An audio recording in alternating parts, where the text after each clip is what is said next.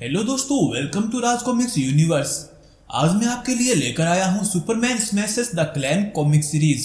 ये comic series 1946 के एक रेडियो शो का एक रीमेक बोल सकते हो। इस कॉमिक सीरीज को 3 इश्यूज में पब्लिश किया गया है। तो चलिए शुरू करते हैं बिना किसी देरी के। तो कहानी शुरू होती है मेट्रोपोलिस 1946 पर, जहां पर एक एटम मैन नाम का एक बंदा एक बांध को तोड़ रहा है। वहीं पर लुइस लेन और जिमी ओल्सन उसके फोटोज खींचकर उसी से सवाल पूछ रहे हैं कि तुम ये बांध आखिर तोड़ क्यों रहे हो। तो वो कहता है बदले के लिए, इस शहर से मैं बदला चाहता हूँ। तभी लुइस लेन बोलती है, जब शहर की बात कर ही रहे हो तो क्या तुम इस शहर के एक ऐसे इंसान को जानते हो जो अभी तुम्हें रोकने आने वाला है। और तभी एंट्री होती है सुपरमैन की, और वो आते ही इस एटम मैन पर एक जोरदार पंच मारता है। लेकिन एटम मैन खड़ा होता हुआ बोलता है, इस बार मैं बदला लेकर ही रहूंगा सुपरमैन। और तभी वो एटम मैन सुपरमैन के जबड़े पर एक जोरदार घूंसा मार देता है। लेकिन सुपरमैन बोलता है हाँ, इंप्रेसिव पंच। लेकिन सुपरमैन बाद में उसकी ताबड़तोड़ धुलाई कर देता है। और जब इस धुलाई के बाद एटम मैन भागने के लिए उड़ रहा होता है तो सुपरमैन एक कंकड़ लेकर उस पर थ्रो करता है, जिससे कि वापस नीचे आ गिरता है। और तभी सुपरमैन उसे बोलता है कि आखिर तुम इतने कॉन्फिडेंस किस लिए थे। तो उसके चेस्ट पर लगे एक डिवाइस पर सुपरमैन की नजर जाती है। जब वो उसे देखता है तो उसके अंदर एक ग्रीन कलर का पत्थर रखा होता है। उसे देखते ही सुपरमैन बोलता है कि ये स्मेल मैंने पहले भी महसूस की है, ये मुझे कमजोर कर रही है। और तभी सुपरमैन का एक हाथ हरा हो जाता है और मौके पर इंस्पेक्टर हेंडरसन वहां आकर सुपरमैन से वो ग्रीन पत्थर छीन लेता है। इंस्पेक्टर सुपरमैन को बोलता है, तुमने अच्छा काम किया, तो क्या मैं तुम्हें एक सूप ऑफर करूं? सूप से तुम वापस सुपर बन जाओगे।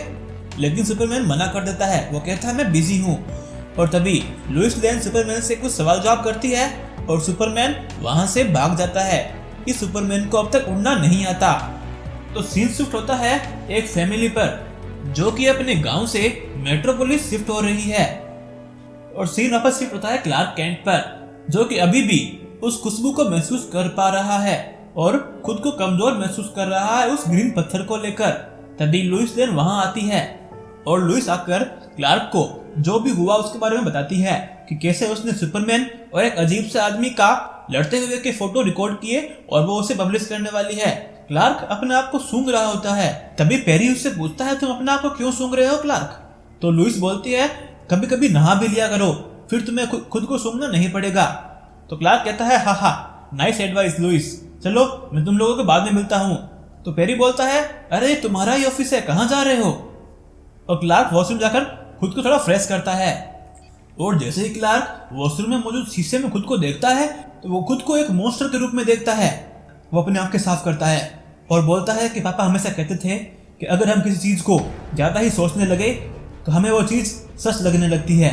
तो शायद मुझे अब उस बारे में ज्यादा सोचना नहीं चाहिए और आगे बढ़ना चाहिए। तो सीन शिफ्ट होता है वापस उस फैमिली पर, जहां हमें बताया जाता है कि उन बच्चों का पिता एक डॉक्टर है और वो अपने दोस्तों को वहां बुलाकर अपनी फैमिली से इंट्रोड्यूस करवाता है। और वहीं वो बच्चे एक दूसरे को जो उन्होंने कार में झगड़ा किया था उसके लिए सॉरी बोलते हैं। और तभी वो बच्चा खिड़की में कुछ देखता है और उस बच्ची को भी उसे देखने के लिए बोलता है। और जैसे ही वो उसे बाहर आकर देखते हैं तो देखते हैं कि सुपरमैन तारों पर भाग रहा है। तभी वहां पर आता है जिमी ओल्सन। वो उन्हें बताता है कि हाँ, ये सुपरमैन है और ये तारों पर इसलिए भाग रहा है ताकि ये सड़क पर लोगों के बीच में ना आए। तो दोस्तों, क्योंकि सुपरमैन उड़ नहीं सकता इसलिए वो तारों पर भागता है। तो आगे हम देखते हैं कि जिमी ओल्सन उन बच्चों को बेसबॉल खेलने के लिए इनवाइट करता है। और चूंकि वो लड़का टॉमी बेसबॉल बहुत अच्छी खेलता है तो वो वहां आते ही सबको इम्प्रेस कर लेता है और सब बच्चे उसके वहां पर दोस्त बन जाते हैं। लेकिन वो बच्ची रोबर्टा वो भी कुछ दोस्त बनाने की कोशिश करती है लेकिन नहीं बना पाती। और तभी वहां पर मौजूद एक लड़का चक टॉमी को चैलेंज करता है कि अगर तुम इतना ही अच्छा खेलते हो तो आओ मेरे साथ खेलो, दिखाओ कि तुम्हें कितना दम है। तो टॉमी बॉलिंग करता है और चक पिच के एकदम बीचों बीच खड़ा हो जाता है। टॉमी उसे बोलता है कि थोड़ा साइड होकर खेलो वरना तुम्हें लग सकती है।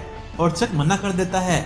और जैसे ही टॉमी बॉल थ्रो करता है वो जाकर चक को लग जाती है।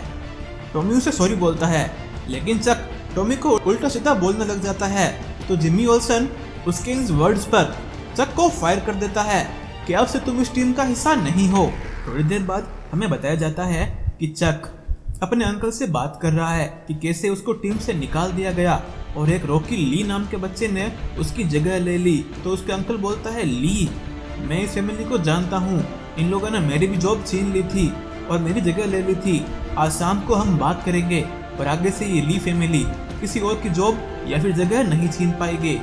आगे हम देखते हैं चक का अंकल चक को एक जगह लेकर आता है और वो खुद एक ड्रेस पहन लेता है।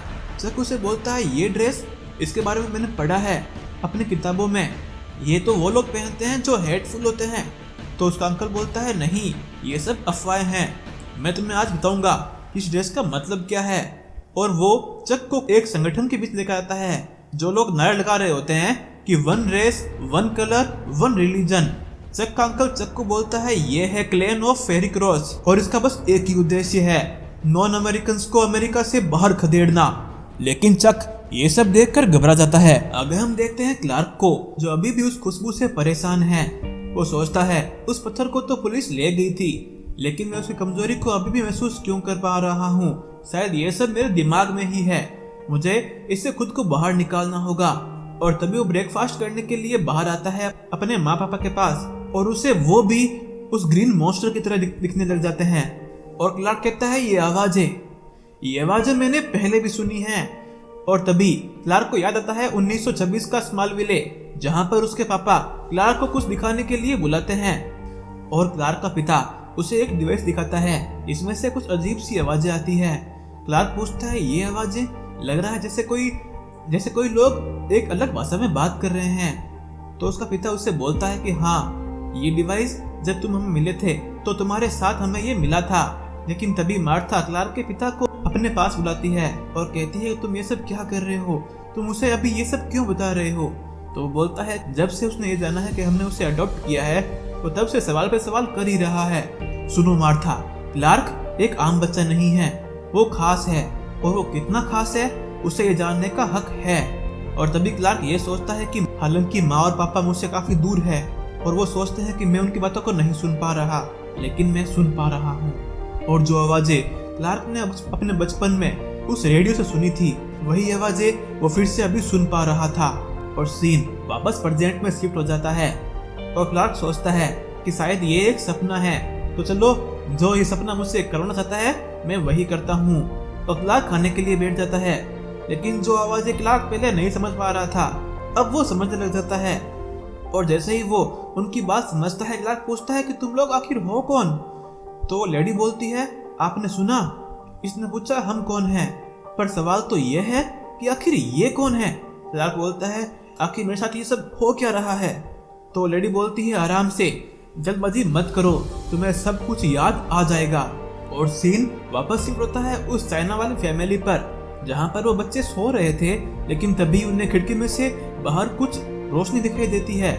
और जैसे ही टॉमी और रॉबर्ट था खिड़की में से बाहर जागते हैं तो वो देखते हैं उस क्लैन वाले मेंबर्स को जो एक आग जगाकर एक रोज को जला रहे हैं। और वो क्लैन वाले जोर जोर से नारे लगाते हैं कि ये लोग अमेरिकन नहीं हैं, ये यहाँ पर रहना डिजर्व नहीं करते, ये हम में से नहीं हैं, ये लोग एलियंस है। इस तरह के नारे लगाने लगते हैं और फिर से वो अपना स्लोगन बोलते हैं, 1 रेस 1 कलर 1 रिलीजन। तो टॉमी के पिता बोलते हैं, शायद हमें पुलिस को कॉल करना चाहिए। लेकिन टॉमी गुस्से में अपना बेसबॉल का बैट लेकर बाहर भागता है कि तुम लोग इतने बड़े बड़े हो और ऐसी बातें कर रहे हो, रुको मैं अभी तुम लोगों को सबक सिखाता हूँ। और टॉमी को देखकर वो क्लैन का मेंबर जो कि चक का अंकल है, चक को बोलता है कि नई भर्ती वाले मेंबर, इसे दिखा दो कि हम क्लैन वाले क्या कर सकते हैं, ये लो, ये इस पर थ्रो करो। और चक एक मोली थ्रो करता है, लेकिन वो टॉमी पर नहीं, घर की दीवार पर थ्रो कर देता है। तो उसका अंकल बोलता है, तुम्हारा निशाना चूका कैसे। तो चक बोलता है, शायद ये हुडी ये मेरी नजरों के बीच आ गई होगी, चलो आग लग गई, सब भागो यहाँ से। और तभी वहां पर एक गाड़ी आती है और कुछ लोग उस आग को बुझाने में उस फैमिली की हेल्प करते हैं। और बाद में हमें मालूम चलता है कि उनमें से एक वही इंस्पेक्टर विलियम हेंडरसन है और वो उस फैमिली को पूछता है, चलो अब मुझे आराम से बताओ कि आखिर ये सब हुआ क्यों।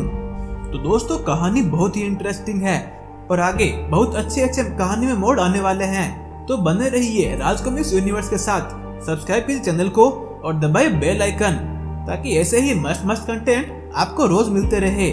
चलिए मिलते हैं आपसे अगले वीडियो में, तब तक के लिए बाय।